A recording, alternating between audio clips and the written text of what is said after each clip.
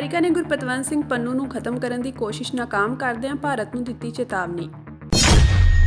ਕੌਮੀ ਇਨਸਾਫ ਮੋਰਚੇ ਦੇ ਯਤਨਾਂ ਸਦਕਾ ਜਥੇਦਾਰ ਹਵਾਰਾ ਇੱਕ ਕੇਸ 'ਚ ਹੋਏ ਬਰੀ। NIA ਵੱਲੋਂ ਪੰਜਾਬ ਅਤੇ ਹਰਿਆਣਾ ਵਿੱਚ 15 ਥਾਵਾਂ ਤੇ ਛਾਪੇਮਾਰੀ। ਕੈਨੇਡਾ ਵਿੱਚ ਸਿੱਖ ਆਗੂ ਭਾਈ ਹਰਦੀਪ ਸਿੰਘ ਨਿੱਜਰ ਵਾਂਗ ਹੀ ਅਮਰੀਕਾ ਵਿੱਚ ਵੀ ਇੱਕ ਸਿੱਖ ਆਗੂ ਦੇ ਕਤਲ ਦੀ ਸਾਜ਼ਿਸ਼ ਰਚਣ ਦੀ ਖਬਰ ਸਾਹਮਣੇ ਆਈ ਹੈ। ਇਹ ਕਿਹਾ ਜਾ ਰਿਹਾ ਹੈ ਕਿ ਅਮਰੀਕੀ ਧਰਤੀ ਤੇ ਇੱਕ ਸਿੱਖ ਆਗੂ ਦੀ ਹੱਤਿਆ ਦੀ ਸਾਜ਼ਿਸ਼ ਨੂੰ ਅਮਰੀਕੀ ਅਧਿਕਾਰੀਆਂ ਨੇ ਨਾਕਾਮ ਕਰ ਦਿੱਤਾ ਤੇ ਭਾਰਤ ਸਰਕਾਰ ਨੂੰ ਚੇਤਾਵਨੀ ਵੀ ਦਿੱਤੀ ਹੈ। ਇੱਕ ਰਿਪੋਰਟ ਦੇ ਅਨੁਸਾਰ ਅਧਿਕਾਰੀਆਂ ਨੇ ਇਸ ਸਾਜ਼ਿਸ਼ ਵਿੱਚ ਸ਼ੱਕੀ ਸ਼ਮੂਲੀਅਤ ਲਈ ਭਾਰਤ ਸਰਕਾਰ ਨੂੰ ਚੇਤਾਵਨੀ ਭੇਜੀ ਹੈ। ਦੱਸ ਦਈਏ ਕਿ ਇਸ ਤੋਂ ਪਹਿਲਾਂ ਕੈਨੇਡਾ ਵਿੱਚ ਇੱਕ ਕੈਨੇਡੀਅਨ ਸਿੱਖ ਨਾਗਰਿਕ ਭਾਈ ਹਰਦੀਪ ਸਿੰਘ ਨਿੱਜਰ ਦਾ ਕਤਲ ਕਰ ਦਿੱਤਾ ਗਿਆ ਸੀ ਤੇ ਕੈਨੇਡਾ ਦੇ ਪ੍ਰਧਾਨ ਮੰਤਰੀ ਜਸਟਿਨ ਟਰੂਡੋ ਨੇ ਇਸ ਮਾਮਲੇ ਵਿੱਚ ਭਾਰਤੀ ਖੁਫੀਆ ਏਜੰਸੀਆਂ ਦੀ ਸ਼ਮੂਲੀਅਤ ਹੋਣ ਦਾ ਸ਼ੱਕ ਜਤਾਇਆ ਸੀ। ਹਾਲਾਂਕਿ ਭਾਰਤ ਨੇ ਇਸ ਨੂੰ ਨਕਾਰਿਆ, ਪਰ ਹੁਣ ਅਮਰੀਕਾ ਨੇ ਭਾਰਤ ਨੂੰ ਅਜਿਹੀਆਂ ਹਰਕਤਾਂ ਤੋਂ ਬਾਜ਼ ਹੋਣ ਦੀ ਚੇਤਾਵਨੀ ਦਿੱਤੀ ਹੈ। ਅਮਰੀਕਾ ਨੇ ਭਾਰਤ ਵੱਲੋਂ ਦੂਜੇ ਦੇਸ਼ਾਂ ਵਿੱਚ ਸਿੱਖ ਆਗੂਆਂ ਦੇ ਕਤਲ ਕਰਨ ਦੀਆਂ ਕੋਸ਼ਿਸ਼ਾਂ ਨੂੰ ਰੋਕਣ ਲਈ ਕਿਹਾ ਹੈ। ਇਸ ਕੇਸ ਨਾਲ ਜਾਣੂ ਹੋਣ ਵਾਲੇ ਸੂਤਰਾਂ ਨੇ ਇੱਕ ਨਿਊਜ਼ ਚੈਨਲ ਫਾਈਨੈਂਸ਼ੀਅਲ ਟਾਈਮਜ਼ ਨੂੰ ਦੱਸਿਆ ਕਿ ਨਿਸ਼ਾਨਾ ਗੁਰਪਤਵੰਤ ਸਿੰਘ ਪੰਨੂ ਸੀ, ਜੋ ਕਿ ਇੱਕ ਅਮਰੀਕੀ ਕੈਨੇਡੀਅਨ ਨਾਗਰਿਕ ਤੇ ਸਿੱਖ ਫॉर ਜਸਟਿਸ ਨਾਂ ਦੀ ਜਥੇਬੰਦੀ ਲਈ ਕਾਨੂੰਨੀ ਸਲਾਹਕਾਰ ਵਜੋਂ ਕੰਮ ਕਰਦੇ ਹਨ। ਉਨ੍ਹਾਂ ਕਿਹਾ ਕਿ ਇਹ ਸੰਸਥਾ ਖਾਲਿਸਤਾਨ ਨਾਮਕ ਇੱਕ ਆਜ਼ਾਦ ਸਿੱਖ ਰਾਜ ਦੀ ਸਿਰਜਣਾ ਦੀ ਵਕਾਲਤ ਕਰਦੀ ਹੈ। ਉਨ੍ਹਾਂ ਇਹ ਵੀ ਕਿਹਾ ਕਿ ਕੈਨੇਡਾ ਵਿੱਚ ਜੂਨ 'ਚ ਸਿੱਖ ਆਗੂ ਭਾਈ ਹਰਦੀਪ ਸਿੰਘ ਨਿੱਜਰ ਦੇ ਕਤਲ ਤੋਂ ਬਾਅਦ ਅਮਰੀਕਾ ਨੇ ਕਥਿਤ ਤੌਰ ਤੇ ਆਪਣੇ ਸਹਿਯੋਗੀਆਂ ਨੂੰ ਇਸ ਸਾਜ਼ਿਸ਼ ਬਾਰੇ ਦੱਸਿਆ ਸੀ, ਪਰ ਭਾਰਤ ਨੇ ਉਸ ਕਤਲ ਵਿੱਚ ਸ਼ਾਮਿਲ ਹੋਣ ਦੇ ਦਾਅਵਿਆਂ ਨੂੰ ਬੇਤੁਕਾ ਕਰਾਰ ਦਿੱਤਾ ਸੀ। ਅੱਜ ਕੌਮੀ ਇਨਸਾਫ ਮੋਰਚੇ ਦੇ ਆਗੂ ਵਕੀਲ ਅਮਰ ਸਿੰਘ ਚਹਿਲ ਅਤੇ ਦਿਲਸ਼ੇਰ ਸਿੰਘ ਨੇ ਪ੍ਰੈਸ ਕਾਨਫਰੰਸ ਕਰਦਿਆਂ ਦੱਸਿਆ ਕਿ ਚੰਡੀਗੜ੍ਹ ਪੁਲਿਸ ਵੱਲੋਂ 2005 ਵਿੱਚ ਜਥੇਦਾਰ ਜਗਤਾਰ ਸਿੰਘ ਹਵਾਰਾ ਤੇ ਕੇਸ ਦਰਜ ਕੀਤਾ ਗਿਆ ਸੀ। 2005 ਤੋਂ ਇਹ ਕੇਸ ਬਿਲਕੁਲ ਬੰਦ ਪਿਆ ਸੀ। ਕੌਮੀ ਇਨਸਾਫ ਮੋਰਚੇ ਦੇ ਯਤਨਾਂ ਸਦਕਾ ਇਸ ਕੇਸ ਦੀ ਮੁੜ ਫਾਈਲਾਂ ਖੋਲੀਆਂ ਗਈਆਂ ਤੇ ਕੇਸ ਫਾਸਟ ਟਰੈਕ ਰਾਹੀਂ ਚਲਾਇਆ ਗਿਆ। ਇਸ ਕਾਰਨ ਅੱਜ ਚੰਡੀਗੜ੍ਹ ਕੋਰਟ ਦੇ ਐਡੀਸ਼ਨਲ ਸੈਸ਼ਨ ਜੱਜ ਸ਼੍ਰੀ ਨਰਿੰਦਰ ਵੱਲੋਂ ਜਥੇਦਾਰ ਜਗਤਾਰ ਸਿੰਘ ਹਵਾਰਾ ਨੂੰ ਸਬੂਤਾਂ ਦੀ ਘਾਟ ਤੇ ਬਰੀ ਕਰ ਦਿੱਤਾ ਗਿਆ। ਉਨ੍ਹਾਂ ਕਿਹਾ ਕਿ ਜਿਹੜਾ ਕੇਸ 3-4 ਸਾਲਾਂ ਵਿੱਚ ਖਤਮ ਹੋ ਸਕਦਾ ਸੀ, ਉਸ ਕੇਸ ਨੂੰ ਖਤਮ ਹੋਣ ਲਈ ਸਰਕਾਰ ਤੇ ਅਦਾਲਤਾਂ ਨੇ 18 ਸਾਲ ਲਾ ਦਿੱਤੇ। ਇਸ ਤੋਂ ਬਾਅਦ ਜਥੇਦਾਰ ਰਾਜਾ ਰਾਜ ਸਿੰਘ ਅਤੇ ਭਾਈ ਜਸਵਿੰਦਰ ਸਿੰਘ ਰਾਜਪੁਰਾ ਨੇ ਸਿੱਖ ਕੌਮ ਨੂੰ ਅਪੀਲ ਕਰਦਿਆਂ ਕਿਹਾ ਕਿ ਜਥੇਦਾਰ ਸਾਹਿਬ ਦਾ ਅੱਜ ਇੱਕ ਕੇਸ ਬਰੀ ਹੋਇਆ ਹੈ ਤੇ ਜਲਦ ਹੀ ਉਹਨਾਂ ਦੇ ਬਾਕੀ ਕੇਸ ਵੀ ਬਰੀ ਹੋਣਗੇ। ਰੋਜ਼ਾਨਾ ਦੀ ਤਰ੍ਹਾਂ ਕੌਮੀ ਇਨਸਾਫ ਮੋਰਚੇ ਵਿੱਚੋਂ 31 ਮੈਂਬਰੀ ਜਥਾ ਮੁੱਖ ਮੰਤਰੀ ਦੀ ਕੋਠੀ ਵੱਲ ਅੱਜ ਵੀ ਬੰਦੀ ਸਿੰਘਾਂ ਦੀ ਰਿਹਾਈ ਲਈ ਪ੍ਰਦਰਸ਼ਨ ਕਰਦਾ ਹੋਇਆ ਰਵਾਨਾ ਹੋਇਆ। ਮਤਲਬ ਇਹਦੇ 'ਚ ਵੱਧ ਤੋਂ ਵੱਧ ਵੀ ਜੇ ਜਥੇਦਾਰ ਹਵਾਰਾ ਸਾਹਿਬ ਨੂੰ ਕੈਦ ਹੋਣੀ ਤੇ 7 ਸਾਲ ਹੋਣੀ ਸੀ, ਲੇਕਿਨ 2005 ਤੋਂ ਲੈ ਕੇ 2024 ਆ ਗਿਆ, ਹੁਣ ਇੰਨੇ ਸਾਲ ਇਹ ਵਿਦਆਊਟ ਟਰਾਇਲ ਰਹੇ ਨੇ। ਇਹ ਅਸੀਂ ਕੋਸ਼ਿਸ਼ ਕੀਤੀ ਪਿਛਲੇ ਸਾਲ ਵੀ ਇੱਕ ਬੰਦਾ ਹੈ, ਤੁਸੀਂ ਉਹਦੇ 'ਤੇ ਕੇਸ ਬਣਾਇਆ ਹੈ, ਤੁਸੀਂ ਉਹਨੂੰ ਨਾ ਪੇਸ਼ ਕਰਦੇ ਆ, ਨਾ ਚਲਾਨ ਪੇਸ਼ ਕੀਤਾ ਉਹਦੇ ਖਿਲਾਫ, ਨਾ ਉਹਦੇ ਖਿਲਾਫ ਜਿਹੜਾ ਹੈ ਕੋਈ ਤੁਸੀਂ ਉਹਨੂੰ ਜਿਹੜਾ ਹੈ ਕੇਸ ਦੀ ਪੂਰਤੀ ਕਰਕੇ ਉਹਨੂੰ ਫੈਸਲਾ ਕਰਨੇ ਚਾਹੁੰਦੇ। ਇਹ ਕਿਹੜਾ ਕਾਨੂੰਨ ਹੈ? ਇਹਨਾਂ ਨੇ ਜੀ ਸਾਡੇ 6 ਮਹੀਨੇ ਇਹਦੇ 'ਚ ਬਰਬਾਦ ਕਰ ਦਿੱਤੇ। ਅੱਜ ਆ ਜਾਓ ਜੀ, ਕੱਲ੍ਹ ਆ ਜਾਓ ਜੀ, ਫਾਈਲ ਨਹੀਂ ਲੱਭਦੀ ਜੀ, ਸਰਕਾਰੀ ਵਕੀਲ ਨਹੀਂ ਮਿਲਦਾ ਜੀ, ਬੰਦਾ ਹੁਣ ਦਿੱਲੀ ਹੈ ਜੀ, ਉਹਨੂੰ ਕਿਸ ਤਰ੍ਹਾਂ ਟਰਾਇਲ ਕਰੀਏ। ਅਸੀਂ ਕੋਸ਼ਿਸ਼ ਕਰਕੇ ਇਹਦਾ ਜਿਹੜਾ ਹੈ ਟਰਾਇਲ ਅੱਜ ਤੋਂ 4 ਮਹੀਨੇ ਸ਼ੁਰੂ ਕਰਵਾਇਆ। ਪਹਿਲੇ ਜਦੋਂ ਉਹਨਾਂ ਨੂੰ ਸਾਰਿਆਂ ਨੂੰ ਦੱਸਿਆ ਵੀ ਜਗਤਾਰ ਸਿੰਘ ਹਵਾਰਾ ਜੀ ਦੇ ਖਿਲਾਫ ਤਾਂ ਕੋਈ ਗਵਾਹੀ ਨਹੀਂ ਹੈਗੀ, ਇੱਕੋ ਗਵਾਹ ਸੀ, ਉਹ ਵੀ ਮੁੱਕਰ ਗਿਆ ਵੀ ਮੇਰੇ ਸਾਹਮਣੇ ਤੇ ਮੀਟਿੰਗ ਕੋਈ ਹੋਈ ਨਹੀਂ ਤੇ ਬਾਕੀ ਗਵਾਹੀ ਤੇ ਇਹਦੇ 'ਚ ਕੋਈ ਬਣਦੀ ਨਹੀਂ। ਇਸ ਕਰਕੇ ਅਦਾਲਤ ਨੇ ਫਿਰ ਵੀ ਇਹ ਇੰਨੇ ਮਹੀਨੇ ਜਿਹੜੇ ਹੈ 2-3 ਮਹੀਨੇ ਜਿਹੜੇ ਨੇ ਇਹਨੂੰ ਲੰਮਲੇਟ ਜਿਹਾ ਕਰਕੇ ਤੇ ਅੱਜ ਫੈਸਲਾ ਕੀਤਾ ਜੀ। ਅੱਜ ਫੈਸਲਾ ਕਰਕੇ ਤੇ ਜਗਤਾਰ ਸਿੰਘ ਜੀ ਹਵਾਰਾ ਨੂੰ ਜਿਹੜਾ ਹੈ ਬਰੀ ਕਰ ਦਿੱਤਾ। ਦੁਖਾਂਤ ਦੀ ਗੱਲ ਇਹ ਆ ਵੀ ਜਿਹੜਾ ਬੰਦਾ ਕਿਸੇ ਕ੍ਰਾਈਮ ਦੇ ਵਿੱਚ ਇਨਵੋਲਵ ਨਹੀਂ ਹੈਗਾ, ਉਹਦੇ 'ਤੇ ਇੱਕ ਝੂਠਾ ਬਿਆਨ ਲਿਖ ਕੇ ਉਹਨੂੰ ਇਸ ਤਰ੍ਹਾਂ ਕਿੰਨੇ ਸਾਲ 15-16 ਸਾਲ ਅੰਦਰ ਰੱਖਣਾ, ਇਸ ਤੋਂ ਵੱਡੀ ਬੇਇਨਸਾਫੀ ਕੀ ਹੋ ਸਕਦੀ ਹੈ? ਕਿਹੜੇ ਕਾਨੂੰਨ ਦੀ ਗੱਲ ਕਰਦੇ ਇਹ ਲੋਕ? ਬੜੀ ਬਦਕਿਸਮਤੀ ਆ ਸਾਡੇ ਸਿਸਟਮ ਦੀ, ਕੰਟਰੀ ਦੀ, ਕਿ ਇੱਕ ਛੋਟਾ ਜਿਹਾ ਟਰਾਇਲ ਕਰਨ ਲਈ ਜਿਹੜਾ 18 ਸਾਲ ਜਿਹੜੇ ਆ ਕੋਰਟ ਨੇ ਲਾਤੇ। 2005 ਦੀ FIR ਆ, ਉਹਨੂੰ 2023 ਦੇ ਐਂਡ ਦੇ ਵਿੱਚ ਉਹਦਾ ਫੈਸਲਾ ਦੇਣਾ ਇਹ ਬੜੀ ਵੱਡੀ ਬਦਕਿਸਮਤੀ ਆ ਜੁਡੀਸ਼ੀਅਲ ਸਿਸਟਮ ਦੀ। ਔਰ ਫੈਸਲਾ ਵੀ ਉਦੋਂ ਦਿੱਤਾ ਕਿ ਜਦੋਂ ਅਸੀਂ ਜਗਤਾਰ ਸਿੰਘ ਹਵਾਰਾ ਵੱਲੋਂ ਐਪਲੀਕੇਸ਼ਨ ਲਾਈ ਵੀ ਇਹ ਕੇਸ ਪੈਂਡਿੰਗ ਨੇ, ਇਸ ਕੇਸ ਨੂੰ ਸੁਣਿਆ ਜਾਵੇ। 2 ਕੇਸ ਸਨ ਚੰਡੀਗੜ੍ਹ ਦੇ। ਇੱਕ FIR ਨੰਬਰ 271 ਸੀ ਜਿਹੜੀ ਸੈਕਟਰ 17 ਦੀ, ਉਹ ਵੀ ਸੇਮ ਇੱਦਾਂ ਦੀ ਸਟੋਰੀ ਬਣਾ ਕੇ ਕੇਸ ਫਾਈਲ ਕੀਤਾ ਸੀ, ਉਹ ਵੀ ਸੇਮ ਜੱਜ ਕੋਲ ਹੀ ਪੈਂਡਿੰਗ ਹੈਗਾ, ਸੇਮ ਕੋਰਟ ਕੋਲ ਪੈਂਡਿੰਗ ਆ। ਉਹਦਾ ਫੈਸਲਾ ਵੀ ਜਿਹੜਾ 30 ਤਰੀਕ ਨੂੰ ਆ ਜਾਣਾ। ਇਸ ਕੇਸ ਦੇ ਵਿੱਚ ਕੋਈ ਵਿਟਨੈਸ ਨਹੀਂ ਸੀ ਜਿਹਨੇ ਟੈਸਟੀਫਾਈ ਕੀਤਾ ਹੋਵੇ ਕਿ ਜਗਤਾਰ ਸਿੰਘ ਹਵਾਰਾ ਦੀ ਇਸ ਕੇਸ 'ਚ ਇਨਵੋਲਵਮੈਂਟ ਆ। ਸਾਰਾ ਕੇਸ ਜਿਹੜਾ ਸੁਪਰਸੀਸ਼ਨ 'ਤੇ ਸੀ। ਇਹ ਕਹਿ ਕਿ ਜਾਣਾ ਕਿ ਜਿਹੜੇ ਅਕਿਊਜ਼ਡ ਪਰਮਜੀਤ ਸਿੰਘ ਆ ਜਾਂ ਕਵਲਜੀਤ ਸਿੰਘ ਆ, ਜਿਹਦੇ ਕੋਲ ਇੱਕ 25 ਬੋਰ ਪਿਸਟਲ ਤੇ 5 ਲਾਈਵ ਕਾਰਟ੍ਰਿਜਸ ਮਿਲੇ ਨੇ, ਤੇ ਉਸ 25 ਬੋਰ ਪਿਸਟਲ ਦੇ ਨਾਲ ਕਿਹੜੀ ਦੇਸ਼ ਦੇ ਨਾਲ ਜੰਗ ਲੜੀ ਜਾ ਸਕਦੀ ਹੈ, ਕਿਹੜਾ ਟੈਰਰਿਜ਼ਮ ਕੀਤਾ ਜਾ ਸਕਦਾ ਹੈ। ਸੋ ਉਹਨੂੰ ਇਹ ਪਲਾਨ ਕੀਤਾ ਗਿਆ ਵੀ ਜਿਹੜਾ ਪਿਸਟਲ ਆ ਜਾਂ ਐਕਸਪਲੋਸਿਵ ਸਬਸਟੈਂਸ ਆ RDX, ਉਹ ਜਗਤਾਰ ਸਿੰਘ ਹਵਾਰਾ ਨੇ ਦਿੱਤਾ, ਔਰ ਇਸ ਕਰਕੇ ਦਿੱਤਾ ਕਿ ਖਾਲਿਸਤਾਨ ਮੂਵਮੈਂਟ ਨੂੰ ਰਿਵਾਈਵ ਕਰਨਾ। ਉਹਨਾਂ ਨੇ ਸੈਕਸ਼ਨ 121 ਤੇ 121A ਲਾ ਦਿੱਤਾ, waging war against the country. ਇਹ ਵੀ ਗੱਲ ਕਿਤੇ ਬਲੀਵ ਨਹੀਂ ਹੋ ਸਕਦੀ ਕਿ ਇੱਕ ਪਿਸਟਲ ਦੇ ਨਾਲ ਕਿਸੇ ਮੁਲਕ ਦੀ ਫੌਜ ਨਾਲ ਜਾਂ ਆਰਮੀ ਨਾਲ ਜਾਂ ਪੁਲਿਸ ਨਾਲ ਲੜਿਆ ਜਾ ਸਕੇ, ਔਰ ਇਸ ਕਰਕੇ ਪ੍ਰੋਸੀਕਿਊਸ਼ਨ ਇਸ ਕੇਸ ਨੂੰ ਸਾਬਤ ਕਰਨ 'ਚ ਫੇਲ ਹੋਈ ਹੈ, ਔਰ ਡਾਊਟ ਸੀ ਇਸ ਕੇਸ 'ਚ ਕੋਈ ਕੜੀ ਨਹੀਂ ਜੁੜਦੀ ਸੀ ਜਗਤਾਰ ਸਿੰਘ ਹਵਾਰਾ ਨਾਲ, ਜਿਸ ਕਰਕੇ ਕੋਰਟ ਤੋਂ ਕੋਈ ਹੋਰ ਚਾਰਾ ਨਹੀਂ ਸੀ ਤੇ ਜਿਹੜਾ ਉਹਨਾਂ ਨੂੰ ਇਸ ਕੇਸ ਦੇ ਵਿੱਚ ਬਰੀ ਕਰ ਦਿੱਤਾ ਗਿਆ। ਸੋ ਇਸ ਗੱਲ ਦੇ ਨਾਲ ਜਿਹੜੀ ਆ ਠੀਕ ਆ ਕਿ ਬੜੀ ਵੱਡੀ ਮੁਸ਼ਕਿਲਾਂ 'ਚੋਂ ਨਿਕਲਦੇ ਆ। ਇਸ ਗੱਲ ਦੀ ਸਭ ਤੋਂ ਵੱਡਾ ਜਿਹੜਾ ਮੈਂ ਕਹੂੰਗਾ ਜਿਹੜੀ ਸਪੋਰਟ ਮਿਲੀ ਆ ਕੌਮੀ ਇਨਸਾਫ ਮੋਰਚੇ ਕਰਕੇ ਜਿਹੜਾ ਕੇਸ ਚੱਲਿਆ। ਅਦਰਵਾਈਜ਼ ਮੋਰਚਾ ਲੱਗਣ ਤੋਂ ਪਹਿਲਾਂ ਤੇ ਜਿਹੜੀ ਸਾਡੀ ਐਪਲੀਕੇਸ਼ਨਸ 6 ਮਹੀਨੇ ਤੋਂ ਰੋਲਦੀਆਂ ਪਈਆਂ ਸੀ। ਅਲਟੀਮੇਟਲੀ ਜਦੋਂ ਇਸ ਮੋਰਚਾ ਜਦੋਂ ਪੀਕ ਤੇ ਸੀ ਤੇ ਗਵਰਨਮੈਂਟ ਜਿਹੜੀ UT ਦਾ ਐਡਮਿਨਿਸਟ੍ਰੇਸ਼ਨ ਸੀ ਤੇ ਪੰਜਾਬ ਗਵਰਨਮੈਂਟ ਨੇ ਅੰਡਰਟੇਕ ਕੀਤਾ ਸੀ ਕਿ ਜਗਤਾਰ ਸਿੰਘ ਹਵਾਰਾ ਦੇ ਸਾਰੇ ਪੈਂਡਿੰਗ ਕੇਸਿਸ ਐਕਸਪੀਡੀਸ਼ੀਅਸਲੀ ਚਲਾਵਾਂਗੇ। ਸੋ ਇਹ ਕੌਮੀ ਇਨਸਾਫ ਮੋਰਚੇ ਦੀ ਦੇਣ ਹੈ ਕਿ ਜਿਹੜੇ ਜਥੇਦਾਰ ਜਗਤਾਰ ਸਿੰਘ ਹਵਾਰਾ ਦੇ ਸਾਰੇ ਕੇਸਿਸ ਲਗਭਗ ਆਰਡਰਸ ਤੇ ਆ ਗਏ ਨੇ ਔਰ ਜਲਦੀ ਕਨਕਲੂਡ ਹੋ ਜਾਣਗੇ, ਔਰ ਕੇਸ ਖਤਮ ਹੋਣ ਤੋਂ ਬਾਅਦ ਜਿਹੜਾ ਉਹਨਾਂ ਪਰੋਲ ਦਾ ਰਾਈਟ ਆ ਉਹ ਜਲਦੀ ਉਹ ਵੇਲ ਕਰਨਗੇ ਤੇ ਸੰਗਤ ਦੇ ਸਾਹਮਣੇ ਬਾਹਰ ਆਉਣਗੇ। ਜਿਹੜੀ ਅੱਜ ਖਾਲਸਾ ਪੰਥ ਨੂੰ ਇੱਕ ਖੁਸ਼ੀ ਦੀ ਖਬਰ ਮਿਲੀ ਆ, ਵਕੀਲ ਸਾਹਿਬ ਚਾਹਲ ਸਾਹਿਬ ਦਲਸੇਰ ਸਿੰਘ ਜੀ ਉਹ ਦੱਸ ਹੀ ਦਿੱਤਾ ਤੁਹਾਨੂੰ ਕਿ ਭਾਈ ਜਗਤਾਰ ਸਿੰਘ ਹਵਾਰਾ ਦਾ ਜਿਹੜਾ ਕੇਸ ਚੱਲਦਾ ਸੀ ਉਹ ਬਰੀ ਹੋ ਗਿਆ ਤੇ ਜਿਹੜੇ ਰਹਿੰਦੇ ਨੇ ਉਹ ਵੀ ਬਰੀ ਹੋ ਜਾਣਗੇ। ਗੁਰੂ ਕਿਰਪਾ ਕਰੂਗਾ ਜਲਦ ਹੀ ਭਾਈ ਜਗਤਾਰ ਸਿੰਘ ਹਵਾਰਾ ਸਣੇ ਜਿਹੜੇ ਬਾਕੀ ਸਿੰਘ ਨੇ ਉਹ ਵੀ ਰਿਹਾ ਹੋਣਗੇ। ਇਹ ਹੋਇਆ ਗੁਰੂ ਸਾਹਿਬ ਦੀ ਕਿਰਪਾ ਦੇ ਨਾਲ, ਸੰਗਤ ਦੇ ਸਹਿਯੋਗ ਨਾਲ।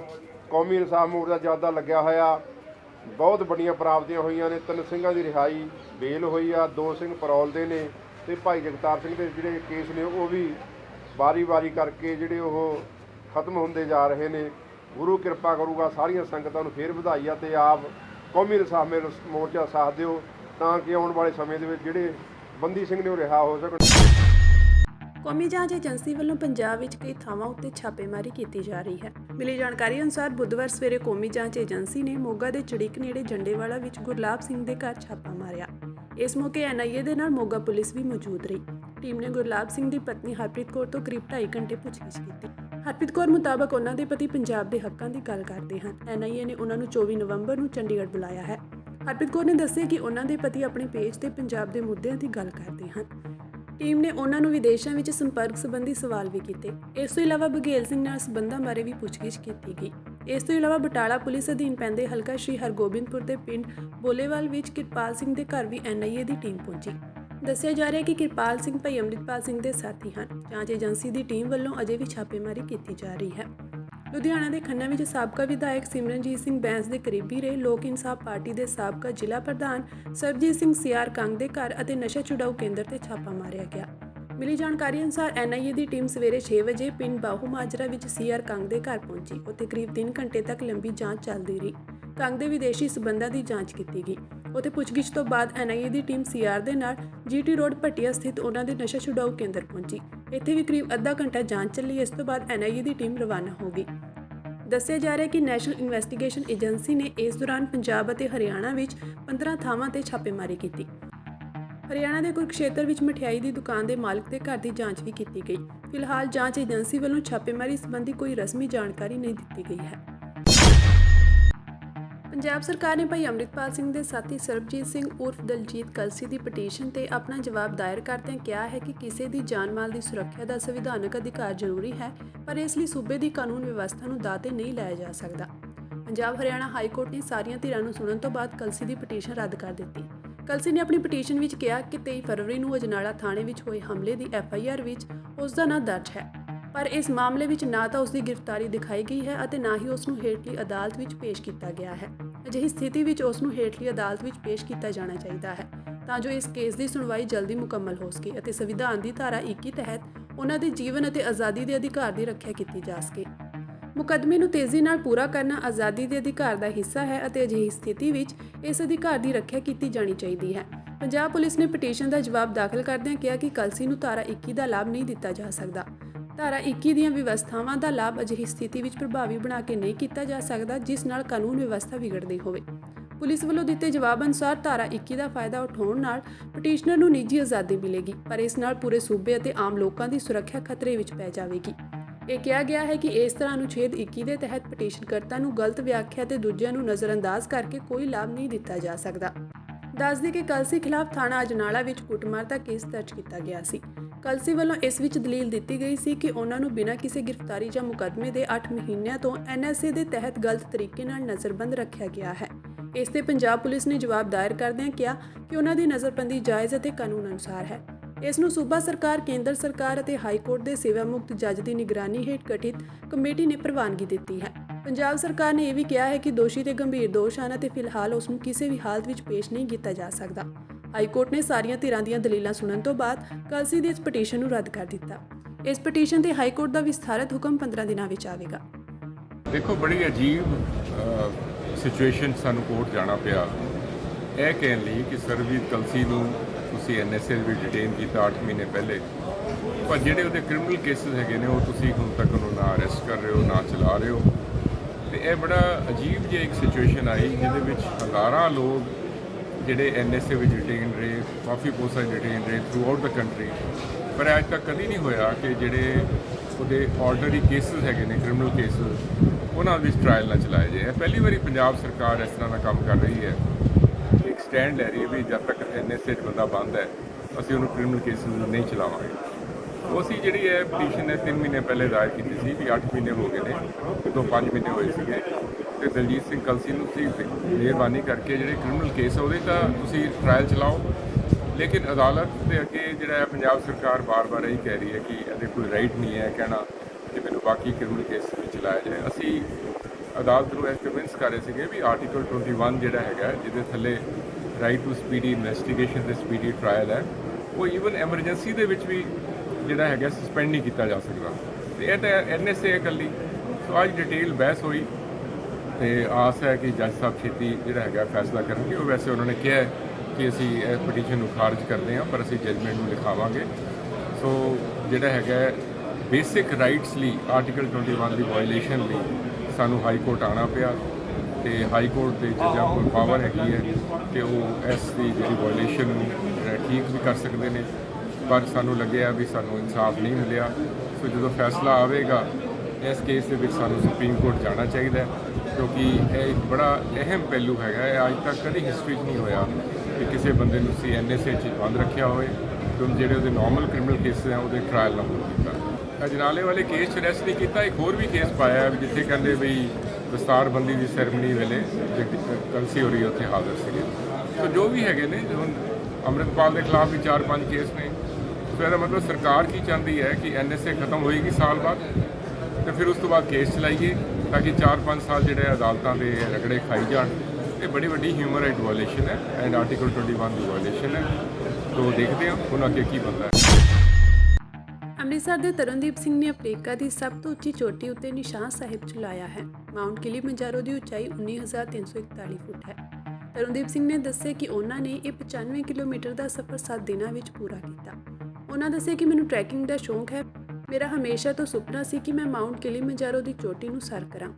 ਤਰਨਦੀਪ ਸਿੰਘ ਨੇ ਕਿਹਾ ਕਿ ਇਸ ਸਾਲ ਦੇ ਸ਼ੁਰੂ ਵਿੱਚ ਮਾਊਂਟ ਐਵਰੈਸਟ ਬੇਸ ਕੈਂਪ ਦੀ ਯਾਤਰਾ ਕੀਤੀ ਸੀ। ਤਰਨਦੀਪ ਨੇ ਕਿਹਾ ਕਿ ਮਾਊਂਟ ਐਵਰੈਸਟ ਬੇਸ ਕੈਂਪ ਦੀ ਯਾਤਰਾ ਤੋਂ ਬਾਅਦ ਇਹ ਉਹਨਾਂ ਦੀ ਪਹਿਲੀ ਮੁਹਿੰਮ ਸੀ ਅਤੇ ਉਸ ਨੇ ਭਵਿੱਖ ਵਿੱਚ ਅਜਿਹੀਆਂ ਹੋਰ ਥਾਵਾਂ ਦਾ ਦੌਰਾ ਕਰਨ ਦੀ ਯੋਜਨਾ ਬਣਾਈ ਹੈ।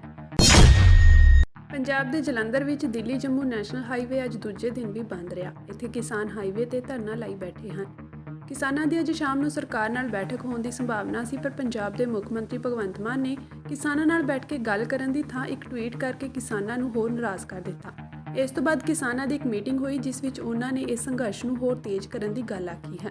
ਦੂਜੇ ਪਾਸੇ ਕਿਸਾਨ ਆਗੂ ਸਰਵਣ ਸਿੰਘ ਪੰਧੇਰ ਨੇ CM ਭਗਵੰਤ ਮਾਨ ਤੇ ਵੱਡੇ ਇਲਜ਼ਾਮ ਲਾਏ ਹਨ ਤੇ ਉਹਨਾਂ ਦੀ ਆਮ ਆਦਮੀ ਪਾਰਟੀ ਦੀ ਸਰਕਾਰ ਨੂੰ ਫੇਲ ਦੱਸਿਆ ਹੈ। ਉਹਨਾਂ ਕਿਹਾ ਕਿ ਭਗਵੰਤ ਮਾਨ ਨਾ ਤਾਂ ਕਿਸਾਨਾਂ ਦੇ ਮੁੱਦੇ ਹੱਲ ਕਰ ਪਾਏ, ਨਾ ਸਿੱਖਿਆ ਤੇ ਸਿਹਤ ਸਹੂਲਤਾਂ ਦੇ ਸਕੇ। ਪਰਾਲੀ ਦੇ ਮੁੱਦੇ ਤੇ ਦਿੱਲੀ ਸੀਐਮ ਅਰਵਿੰਦ ਕੇਜਰੀਵਾਲ ਦੇ ਦਾਅਵੇ ਵੀ ਝੂਠੇ ਨਿਕਲੇ। ਉਹਨਾਂ ਕਿਹਾ ਕਿ ਪੰਜਾਬ ਦੇ ਲੋਕ ਸਮਝਦੇ ਹਨ ਤੇ ਸਾਥ ਵੀ ਦਿੰਦੇ ਹਨ ਕਿ ਸਰਕਾਰ ਤੋਂ ਤੰਗ ਆ ਕੇ ਹੀ ਕਿਸਾਨ ਸੜਕਾਂ ਤੇ ਬੈਠਦੇ ਹਨ, ਪਰ ਤੁਸੀਂ ਮਸਲੇ ਹੱਲ ਕਰਨ ਲਈ ਮੀਟਿੰਗ ਬੁਲਾਉਣ ਦੀ ਥਾਂ ਟਵੀਟ ਕਰਕੇ ਆਪਣੇ ਪ੍ਰਚਾਰ ਵਿੱਚ ਰੁੱਝੇ ਹੋਏ ਹੋ। ਮੈਂ ਸਰਵਣ ਸਿੰਘ ਪੰਧੇਰ, ਕਿਸਾਨ ਮਜ਼ਦੂਰ ਸੰਘਰਸ਼ ਕਮੇਟੀ ਪੰਜਾਬ ਤੋਂ ਜੀ। ਅੱਜ ਇੱਥੇ ਕੋਰੀਡੋਰ ਕਰਤਾਰਪੁਰ ਦੇ ਦਰਸ਼ਨਾਂ ਨੂੰ ਆਏ ਸੀਗੇ। ਪਿੱਛੋਂ ਜਿਹੜਾ ਅੱਜ ਮੁੱਖ ਮੰਤਰੀ ਪੰਜਾਬ ਨੇ ਟਵੀਟ ਕੀਤਾ ਵਾ, ਜਿਹੜੀਆਂ ਗੱਲਾਂ ਉਹਨਾਂ ਨੇ ਟਵੀਟ ਦੇ ਵਿੱਚ ਚੱਕੀਆਂ ਨੇ, ਅਸੀਂ ਕਹਿਣਾ ਚਾਹਾਂਗੇ ਉਸ ਟਵੀਟ ਤੇ ਵੀ ਮੁੱਖ ਮੰਤਰੀ ਪੰਜਾਬ ਬਿਆਨ ਦੀ ਵਜ੍ਹਾ ਘੱਟ ਤੇ ਕਿਸਾਨਾਂ ਖਿਲਾਫ ਬਹਾਨਾ ਜ਼ਿਆਦਾ ਲੱਭਦੇ ਹੈਗੇ ਵੀ ਬਹਾਨਾ ਮਿਲਣਾ ਚਾਹੀਦਾ। ਇੱਕ ਬੰਨੇ ਜਿੱਦਣ ਪਰਾਲੀ ਵਾਲੇ ਮਸਲੇ ਤੇ ਕਿਸਾਨਾਂ ਨੇ ਕਿਸੇ ਅਧਿਕਾਰੀ ਨੂੰ ਮਜਬੂਰ ਕੀਤਾ ਸੀ ਪਰਾਲੀ ਨੂੰ ਅੱਗ ਲਾਉਣ ਲਈ, ਉਦੋਂ ਟਵੀਟ ਆਇਆ ਸੀ, ਭਾਵੇਂ ਉਦੋਂ ਅਸੀਂ ਸਹਿਮਤ ਨਹੀਂ ਸੀ, ਪਰ ਜਿਹੜਾ ਗੁਰਦੀਪ ਸਿੰਘ ਕੋਠਾ ਗੁਰੂ ਜਿਹੜੇ ਇਹਨਾਂ ਦੇ ਅਧਿਕਾਰੀ ਗਏ ਖੇਤਾਂ 'ਚ ਖੜੇ ਰਹੇ, ਉਹਦੇ ਕਰਕੇ ਖੁਦਕੁਸ਼ੀ ਕਰ ਗਿਆ। ਐਕਟ ਸਾਦਾ ਕਹਿੰਦਾ ਵਾ ਵੀ ਜਿਹਦੇ ਕਾਰਨ ਕਰਕੇ ਖੁਦਕੁਸ਼ੀ ਹੋਵੇ ਉਹਨਾਂ ਖਿਲਾਫ ਪਰਚਾ ਹੋਣਾ। ਉੱਤੇ ਇੱਕ ਸ਼ਬਦ ਨਹੀਂ ਬੋਲੇ ਵੀ ਇਹਨਾਂ ਦੀ ਕਾਰਵਾਈ ਕਰਕੇ ਕਿਸਾਨ ਸਾਡਾ ਨੌਜਵਾਨ ਜਾਂਦਾ ਰਿਹਾ। ਦੂਸਰਾ, ਇਹ ਕਹਿੰਦੇ ਚੰਡੀਗੜ੍ਹ ਆ ਜਾਓ, ਦਫ਼ਤਰਾਂ ਦੇ ਗਾੜੀ ਧਰਨਾ ਲਾਓ। ਠੀਕ ਹੈਗਾ, ਅਸੀਂ ਅਗਸਤ ਮਹੀਨੇ ਦੇ ਵਿੱਚ ਹਾੜ ਵਾਲੇ ਮੁੱਦੇ ਨੂੰ ਲੈ ਕੇ ਚੰਡੀਗੜ੍ਹ ਜਾ ਰਹੇ ਸੀ ਤਾਂ ਸਾਨੂੰ ਪਿੰਡਾਂ ਦੇ ਵਿੱਚੋਂ ਗ੍ਰਿਫਤਾਰ ਕਰ ਲਿਆ ਗਿਆ ਔਰ ਹਰਿਆਣੇ ਦੇ ਨੌਜਵਾਨ ਤੇ ਲਾਠੀ ਚਾਰਜ ਹੋਇਆ, ਉਹਦੀ ਲੱਤ ਜਾਂਦੀ ਰਹੀ, ਸਾਨੂੰ ਜਾਣ ਨਹੀਂ ਸੀ ਦਿੱਤਾ ਹੈਗਾ। ਇਹ ਕੌਣ ਜ਼ਿੰਮੇਵਾਰ ਹੈਗੇ ਸੀਗੇ? ਦੂਸਰਾ, ਮੁੱਖ ਮੰਤਰੀ ਪੰਜਾਬ ਸਾਹਿਬ ਜਿਹੜੀਆਂ ਗੱਲਾਂ ਤੁਸੀਂ ਕਰਕੇ ਆਏ ਹੋ ਵੀ ਖੇਤੀ ਨੀਤੀ ਲੈ ਕੇ ਆਵਾਂਗਾ, ਆਈ ਨਹੀਂ। ਠੀਕ ਹੈ, ਕਰਜ਼ਾ ਮਾਫੀ ਹੋਊ, ਅਜੇ ਤੱਕ ਨਹੀਂ ਆਈ। MSP ਤੁਸੀਂ ਨਹੀਂ ਦੇ ਸਕੇ, ਸਿਹਤ ਸਹੂਲਤਾਂ ਤੁਹਾਡੀਆਂ ਨਹੀਂ ਪੂਰੀਆਂ ਮਿਲੀਆਂ, ਐਜੂਕੇਸ਼ਨ ਤੇ ਤੁਸੀਂ ਨਹੀਂ ਕੰਮ ਕਰ ਸਕੇ, ਨਸ਼ਾਬੰਦੀ ਤੁਹਾਡੇ ਕੋਲ ਨਹੀਂ ਹੋ ਸਕੀ, ਔਰ ਤੁਸੀਂ ਪੂਰੀ ਤਰ੍ਹਾਂ ਪੰਜਾਬ ਦੇ ਲੋਕਾਂ ਨਾਲ ਮਸਲੇ ਹੱਲ ਕਰਨ 'ਚ ਫੇਲ ਹੋਏ ਜੇ ਸਾਨੂੰ ਨਾ ਬੰਦੇ ਮਿਲਣਗੇ ਤਾਂ ਤੁਹਾਨੂੰ ਵੀ ਪਿੰਡਾਂ 'ਚ ਵਰਕਰ ਨਹੀਂ ਮਿਲਣੇ ਹੈਗੇ। ਬੜੇ ਬੜੇ ਅਸੀਂ ਦੇਖੇ ਆ ਇਸ ਤਰ੍ਹਾਂ ਦੇ ਨਸ਼ੇ, ਪਿਛਲੀਆਂ ਸਰਕਾਰਾਂ ਨੂੰ ਵੀ ਹੈਗੇ ਸੀ। ਤੁਸੀਂ ਜਿੰਨਾ ਸਮਾਂ ਵੇਸਟ ਆ ਸਾਨੂੰ ਟਵੀਟ ਕਰਕੇ ਬਦਨਾਮ ਕਰਨ ਦੇ ਵਿੱਚ TV ਚੈਨਲਾਂ 'ਚ ਲਾਇਆ, ਜੇ ਤੁਸੀਂ ਮੀਟਿੰਗ ਸੱਦ ਕੇ ਮਸਲੇ ਹੱਲ ਕਰੋ ਤਾਂ ਹੋ ਜਾਊਗੀ। ਇਹਦੇ ਨਾਲ ਅਸੀਂ ਕਹਿੰਦੇ ਹਾਂ ਗੰਨੇ ਦਾ ਬਕਾਇਆ ਤੁਰੰਤ ਦਿਓ, ਮਿੱਲਾਂ ਚਾਲੂ ਕਰੋ ਔਰ 120 ਰੁਪਏ ਰੇਟ ਵਿੱਚ ਵਾਧਾ ਕਰੋ। ਇਜ਼ਰਾਈਲ ਹਮਾਸ ਜੰਗ ਦਰਮਿਆਨ ਪਿਛਲੇ ਕਈ ਦਿਨਾਂ ਤੋਂ ਚੱਲ ਰਹੇ ਜੰਗਬੰਦੀ ਸਮਝੌਤੇ ਨੂੰ ਇਜ਼ਰਾਈਲ ਦੀ ਸੰਸਦ ਨੇ ਮਨਜ਼ੂਰੀ ਦੇ ਦਿੱਤੀ ਹੈ। ਮਿਲੀ ਜਾਣਕਾਰੀ ਮੁਤਾਬਕ ਸੰਸਦ ਨੇ ਪੰਜਾਬ ਬੰਦਕਾਂ ਦੇ ਬਦਲੇ 4 ਦਿਨਾਂ ਦੀ ਜੰਗਬੰਦੀ ਦਾ ਪ੍ਰਸਤਾਵ ਪਾਸ ਕੀਤਾ ਹੈ। ਇਸ ਸੰਬੰਧੀ ਇੱਕ ਮੀਟਿੰਗ ਮੰਗਲਵਾਰ ਰਾਤ 8 ਵਜੇ ਹੋਈ। ਇਸ ਤੋਂ ਪਹਿਲਾਂ ਇਹ ਖਬਰ ਸਾਹਮਣੇ ਆਈ ਸੀ ਕਿ 4-5 ਦਿਨਾਂ ਵਿੱਚ ਹਮਾਸ ਲਗਭਗ 50 ਬੱਚਿਆਂ, ਉਹਨਾਂ ਦੀਆਂ ਮਾਵਾਂ ਤੇ ਹੋਰ ਬੰਦਕ ਔਰਤਾਂ ਨੂੰ ਰਿਹਾ ਕਰ ਦੇਵੇਗਾ। ਇਜ਼ਰਾਈਲ ਸਰਕਾਰ ਨੇ ਕਿਹਾ ਹੈ ਕਿ ਉਹ ਜਲਦੀ ਹੀ ਸਾਰੇ ਬੰਦਕਾਂ ਨੂੰ ਘਰ ਵਾਪਸ ਭੇਜਣ ਲਈ ਪਾਬੰਦ ਹੈ। ਸਰਕਾਰ ਨੇ ਇਸ ਟੀਚੇ ਦੇ ਪਹਿਲੇ ਪੜਾਅ ਦੀ ਰੂਪਰੇਖਾ ਨੂੰ ਮਨਜ਼ੂਰੀ ਦੇ ਦਿੱਤੀ ਹੈ, ਜਿਸ ਅਨੁਸਾਰ ਔਰਤਾਂ ਅਤੇ ਬੱਚਿਆਂ ਸਮੇਤ ਲਗਭਗ 50 ਬੰਦਕਾਂ ਨੂੰ 4 ਦਿਨਾਂ ਦੇ ਅੰਦਰ ਰਿਹਾ ਕਰ ਦਿੱਤਾ ਜਾਵੇਗਾ, ਜਿਸ ਦੌਰਾਨ ਜੰਗਬੰਦੀ ਹੋਵੇਗੀ। 10 ਬੰਦਕਾਂ ਦੀ ਰਿਹਾਈ ਦੇ ਬਦਲੇ 1 ਦਿਨ ਦੀ ਜੰਗਬੰਦੀ ਹੋਵੇਗੀ। ਇਜ਼ਰਾਈਲੀ ਸਰਕਾਰ ਅਤੇ ਸੁਰੱਖਿਆ ਸੇਵਾਵਾਂ ਸਾਰੇ ਬੰਦਕਾਂ ਦੀ ਵਾਪਸੀ, ਹਮਾਸ ਦੀ ਪੂਰੀ ਤਰ੍ਹਾਂ ਤਬਾਹੀ ਅਤੇ ਇਹ ਯਕੀਨੀ ਬਣਾਉਣ ਲਈ ਜੰਗ ਜਾਰੀ ਰੱਖੇਗਾ ਕਿ ਗਜ਼ਾ ਇਜ਼ਰਾਈਲ ਲਈ ਕੋਈ ਨਵਾਂ ਖਤਰਾ ਨਹੀਂ ਹੈ। ਇਜ਼ਰਾਈਲੀ ਮੀਡੀਆ ਦੇ ਅਨੁਸਾਰ ਸਮਝੌਤਾ ਮੁੱਖ ਤੌਰ ਤੇ ਬੰਦਕ ਔਰਤਾਂ ਤੇ ਬੱਚਿਆਂ ਤੇ ਕੇਂਦਰਿਤ ਹੈ। ਹਾਲਾਂਕਿ ਵਿਦੇਸ਼ੀ ਬੰਦਕਾਂ ਦੀ ਰਿਹਾਈ ਬਾਰੇ ਅਜੇ ਕੋਈ ਗੱਲਬਾਤ ਨਹੀਂ ਹੋਈ ਹੈ। ਦੱਸ ਦਈਏ ਕਿ ਹਮਾਸ ਨੇ 7 ਅਕਤੂਬਰ ਨੂੰ ਹਮਲਾ ਕਰਕੇ ਲਗਭਗ 240 ਇਜ਼ਰਾਈਲੀ ਲੋਕਾਂ ਨੂੰ ਬੰਦਕ ਬਣਾ ਲਿਆ ਸੀ, ਜਿਨ੍ਹਾਂ ਵਿੱਚ ਕਰੀਬ 40 ਬੱਚੇ, ਬਜ਼ੁਰਗ ਅਤੇ ਦਰਜਨਾਂ ਥਾਈ ਅਤੇ ਨੇਪਾਲੀ ਨਾਗਰਿਕ ਸ਼ਾਮਿਲ ਸਨ। ਮਿਲੀ ਜਾਣਕਾਰੀ ਅਨੁਸਾਰ ਬੰਦਕਾਂ ਦੀ ਰਿਹਾਈ ਲਈ ਸੌਦੇ ਵਿੱਚ ਔਰਤਾਂ ਤੇ ਨਾਬਾਲਗ ਕੈਦੀਆਂ ਸਮੇਤ ਲਗਭਗ 150 ਤੋਂ 300 ਫਲਸਤੀਨੀ ਕੈਦੀਆਂ ਦੀ ਰਿਹਾਈ ਵੀ ਸ਼ਾਮਿਲ ਹੋਵੇਗੀ। ਕੋਵਿਡ ਮਹਾਮਾਰੀ ਦੌਰਾਨ ਪਤੰਜਲੀ ਆਯੁਰਵੇਦ ਦੇ ਇਸ਼ਤਿਹਾਰਾਂ ਅਤੇ ਇਸ ਦੇ ਮਾਲਕ ਬਾਬਾ ਰਾਮਦੇਵ ਦੇ ਬਿਆਨਾਂ ਤੇ ਇਤਰਾਜ਼ ਕਰਨ ਵਾਲੀ ਇੰਡੀਅਨ ਮੈਡੀਕਲ ਐਸੋਸੀਏਸ਼ਨ ਦੀ ਪਟੀਸ਼ਨ ਤੇ ਸੁਪਰੀਮ ਕੋਰਟ ਨੇ ਸਖਤੀ ਦਿਖਾਈ ਹੈ। ਬਾਬਾ ਰਾਮਦੇਵ ਦੇ ਬਿਆਨਾਂ ਤੇ ਐਲੋਪੈਥੀ ਅਤੇ ਇਸ ਦੀਆਂ ਦਵਾਈਆਂ ਤੇ ਟੀਕਿਆਂ ਦੇ ਇਸ਼ਤਿਹਾਰਾਂ ਵਿਰੁੱਧ ਇੰਡੀਅਨ ਮੈਡੀਕਲ ਐਸੋਸੀਏਸ਼ਨ ਦੀ ਪਟੀਸ਼ਨ ਤੇ ਸੁਣਵਾਈ ਕਰਦਿਆਂ ਜਸਟਿਸ ਐਹਸਾਨੁਦੀਨ ਅਮਾਨੁੱਲਾ ਅਤੇ ਜਸਟਿਸ ਪ੍ਰਸ਼ਾਂਤ ਕੁਮਾਰ ਮਿਸ਼ਰਾ ਦੇ ਬੈਂਚ ਨੇ ਐਲੋਪੈਥੀ ਬਾਰੇ ਗੁੰਮਰਾਹਕੁਨ ਦਾਅਵਿਆਂ ਤੇ ਇਸ਼ਤਿਹਾਰ ਪ੍ਰਕਾਸ਼ਿਤ ਕਰਨ ਲਈ ਪਤੰਜਲੀ ਨੂੰ ਫਟਕਾਰ ਲਗਾਈ ਹੈ। ਬੈਂਚ ਨੇ ਭਵਿੱਖ ਵਿੱਚ ਅਜਿਹੇ ਇਸ਼ਤਿਹਾਰਾਂ ਤੇ ਬਿਆਨਾਂ ਲਈ ਪਤੰਜਲੀ ਤੇ ਭਾਰੀ ਜੁਰਮਾਨਾ ਲਗਾਉਣ ਦੀ ਚੇਤਾਵਨੀ ਵੀ ਦਿੱਤੀ ਹੈ। ਜਸਟਿਸ ਅਮਾਨੁੱਲਾ ਨੇ ਕਿਹਾ ਕਿ ਜੇਕਰ ਭਵਿੱਖ ਵਿੱਚ ਅਜਿਹਾ ਕੀਤਾ ਗਿਆ ਤਾਂ ਪ੍ਰਤੀ ਉਤਪਾਦ ਵਿਗਿਆਪਨ ਤੇ 1 ਕਰੋੜ ਰੁਪਏ ਦਾ ਜੁਰਮਾਨਾ ਲਗਾਇਆ ਜਾਵੇਗਾ। ਸੁਪਰੀਮ ਕੋਰਟ ਹੁਣ ਇਸ ਮਾਮਲੇ ਤੇ ਅਗਲੇ ਸਾਲ 5 ਫਰਵਰੀ ਨੂੰ ਸੁਣਵਾਈ ਕਰੇਗੀ। ਦੱਸ ਦਈਏ ਕਿ ਪਤੰਜਲੀ ਨੇ ਬਾਜ਼ਾਰ ਵਿੱਚ ਕੋਰੋਨਿਲ ਲਾਂਚ ਕੀਤਾ ਸੀ। ਪਤੰਜਲੀ ਆਯੁਰਵੇਦ ਨੇ ਦਾਅਵਾ ਕੀਤਾ ਸੀ ਕਿ ਉਹਨਾਂ ਦੇ ਉਤਪਾਦਾਂ ਕੋਰੋਨਿਲ ਅਤੇ ਸਵਾਸਰੀ ਨਾਲ ਕੋਰੋਨਾ ਦਾ ਇਲਾਜ ਕੀਤਾ ਜਾ ਸਕਦਾ ਹੈ। ਇਸ ਦਾਅਵੇ ਤੋਂ ਬਾਅਦ ਆਯੁਸ਼ ਮੰਤਰਾਲਾ ਨੇ ਕੰਪਨੀ ਨੂੰ ਤਾੜਨਾ ਕੀਤੀ ਸੀ ਅਤੇ ਇਸ ਦਾ ਪ੍ਰਮੋਸ਼ਨ ਤੁਰੰਤ ਰੋਕਣ ਲਈ ਕਿਹਾ ਸੀ। IMA ਨੇ ਕਿਹਾ ਸੀ ਕਿ ਪਤੰਜਲੀ ਦੇ ਦਾਅਵਿਆਂ ਦੀ ਪੁਸ਼ਟੀ ਨਹੀਂ ਹੋਈ ਹੈ। ਇਹ drugs and other magic readymade act 1954 ਅਤੇ ਕੰਜ਼ਿਊਮਰ ਪ੍ਰੋਟੈਕਸ਼ਨ ਐਕਟ 2019 ਵਰਗੇ ਕਾਨੂੰਨਾਂ ਦੇ ਵਿਰੁੱਧ ਹੈ। ਦੇਸ਼ ਦੀ ਸਰਵਉੱਚ ਅਦਾਲਤ ਨੇ ਕਿਹਾ ਕਿ ਅਸੀਂ ਇਸ ਮਾਮਲੇ ਨੂੰ ਐਲੋਪੈਥੀ ਬਨਾਮ ਆਯੁਰਵੇਦ ਦੀ ਬਹਿਸ ਨਹੀਂ ਬਣਾਉਣਾ ਚਾਹੁੰਦੇ, ਪਰ ਪਟੀਸ਼ਨਰਾਂ ਵੱਲੋਂ ਉਠਾਏ ਗਏ ਮੁੱਦੇ ਦਾ ਹੱਲ ਲੱਭਣਾ ਚਾਹੁੰਦੇ ਹਾਂ। ਇਸ ਤੋਂ ਇਲਾਵਾ ਅਦਾਲਤ ਨੇ ਕਿਹਾ ਕਿ ਕੇਂਦਰ ਸਰਕਾਰ ਨੂੰ ਵੀ ਗੁੰਮਰਾਹਕੁਨ ਮੈਡੀਕਲ ਇਸ਼ਤਿਹਾਰਾਂ ਨਾਲ ਨਜਿੱਠਣ ਦੀ ਯੋਜਨਾ ਅਦਾਲਤ ਦੇ ਸਾਹਮਣੇ ਰੱਖਣੀ ਚਾਹੀਦੀ ਹੈ। ਦਰਅਸਲ ਇੰਡੀਅਨ ਮੈਡੀਕਲ ਐਸੋਸੀਏਸ਼ਨ ਨੇ ਪਤੰਜਲੀ ਦੁਆਰਾ ਐਲੋਪੈਥੀ ਦੇ ਇਸ਼ਤਿਹਾਰਾਂ ਵਿਰੁੱਧ ਪਟੀਸ਼ਨ ਦਾਇਰ ਕੀਤੀ ਹੈ ਅਤੇ ਉਹਨਾਂ ਤੇ ਪਾਬੰਦੀ ਲਗਾਉਣ ਦੀ ਮੰਗ ਵਾਲੀ ਪਟੀਸ਼ਨ ਤੇ ਸੁਣਵਾਈ ਕਰ ਰਹੀ ਹੈ। IMA ਨੇ ਮੰਗ ਕੀਤੀ ਹੈ ਕਿ ਉਹਨਾਂ ਇਸ਼ਤਿਹਾਰਾਂ ਤੇ ਪਾਬੰਦੀ ਲਗਾਈ ਜਾਵੇ ਅਤੇ ਉਹਨਾਂ ਵਿਰੁੱਧ ਕਾਰਵਾਈ ਵੀ ਕੀਤੀ ਜਾਵੇ। ਭਾਰਤ ਨੇ ਇੱਕ ਵਾਰ ਫਿਰ ਕੈਨੇਡੀਅਨ ਨਾਗਰਿਕਾਂ ਲਈ ਈ-ਵੀਜ਼ਾ ਸੇਵਾਵਾਂ ਸ਼ੁਰੂ ਕਰ ਦਿੱਤੀਆਂ ਹਨ, ਜਿਸ ਨਾਲ ਉੱਥੇ ਰਹਿੰਦੇ ਪੰਜਾਬੀ ਲੋਕਾਂ ਦੇ ਲਈ ਫਾਇਦਾ ਹੋਵੇਗਾ। ਦੱਸ ਦੇ ਕਿ 21 ਸਤੰਬਰ ਨੂੰ ਕੈਨੇਡਾ ਵਿੱਚ ਭਾਰਤ ਲਈ ਵੀਜ਼ਾ ਸੇਵਾਵਾਂ ਪ੍ਰਦਾਨ ਕਰਨ ਵਾਲੀ ਏਜੰਸੀ ਨੇ ਕਾਰਜਸ਼ੀਲ ਕਾਰਨਾਂ ਕਰਕੇ ਇਸ ਸਹੂਲਤ ਨੂੰ ਕੁਝ ਸਮੇਂ ਲਈ ਮੁਅੱਤਲ ਕਰ ਦਿੱਤਾ ਸੀ। ਹਾਲਾਂਕਿ ਇਸ ਤੋਂ ਪਹਿਲਾਂ 26 ਅਕਤੂਬਰ ਤੋਂ ਭਾਰਤ ਨੇ ਕੁਝ ਵਿਸ਼ੇਸ਼ ਸ਼੍ਰੇਣੀਆਂ ਵਿੱਚ ਵੀਜ਼ਾ ਸੇਵਾਵਾਂ ਮੁੜ ਸ਼ੁਰੂ ਕਰਨ ਦੀ ਗੱਲ ਕੀਤੀ ਸੀ। ਇਨ੍ਹਾਂ ਵਿੱਚ entry visa, business visa, medical visa ਅਤੇ ਕਾਨਫਰੰਸ ਵੀਜ਼ਾ ਸ਼ਾਮਿਲ ਸਨ। ਹਾਲਾਂਕਿ ਹੁਣ ਕੈਨੇਡੀਅਨ ਨਾਗਰਿਕਾਂ ਲਈ ਹਰ ਤਰ੍ਹਾਂ ਦੀਆਂ ਈ-ਵੀਜ਼ਾ ਅਰਜ਼ੀਆਂ ਵਿੱਚ ਢਿੱਲ ਦਿੱਤੀ ਗਈ ਹੈ।